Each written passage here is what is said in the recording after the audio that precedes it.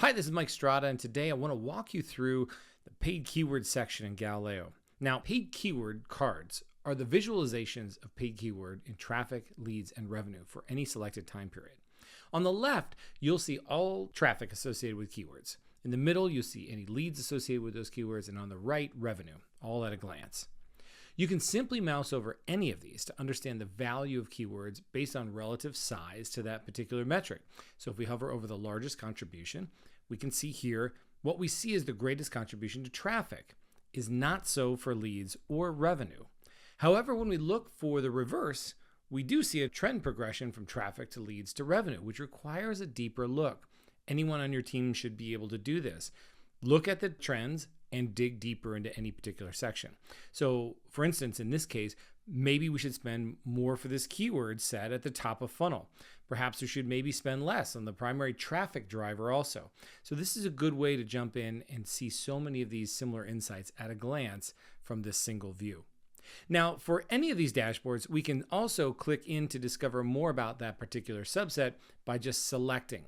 And when we do, the entire dash will change and show you everything up and down dash that is associated with that particular selection. And you can also drill down into the data set and see what are the actual records for that particular keyword, that particular journey. And you can see across the line all associated dimensions. So you can see how many stops they made, how many pages they visited, how many times they may have clicked. Everything about that user's journey can be seen from this particular view. This is one of the most fundamental ways that we can understand not only about the keyword that produced the entry, but about the journey itself and what's contributing to that particular portion of the journey or down funnel flow. Given more time with a greater number of revenue conversions, we will start to be able to extract even more rich detail around clustering and cohort analyses. One more aspect to consider here is data maturity and the moderate length of B2B sales cycles. If we look at an early data set, one that's less than, say, 6 months, then for most B2B will be well within the natural sales cycle period. So these journeys will still be maturing. They'll still be in the middle of their processes.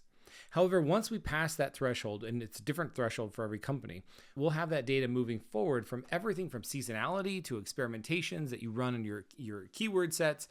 All of those things will be searchable from the top filters. If I'm in sales, what interests me the most is delving deeper into the details of that customer journey in real time. So your sales teams are going to want to also jump in here, particularly focusing on leads that are currently engaged with sales and CRM efforts. Sales teams could greatly enhance their efficacy or effectiveness by dedicating more attention to the lead segments that are in the middle of the funnel in process and understanding what are the likes, what things are similar to those that have closed that are being represented mid-funnel. Maybe there's preferences or interests in potential clients that have already been through the sales cycle that we can apply to current deals. As you can see, we're just scratching the surface in Galileo's keyword analysis cards.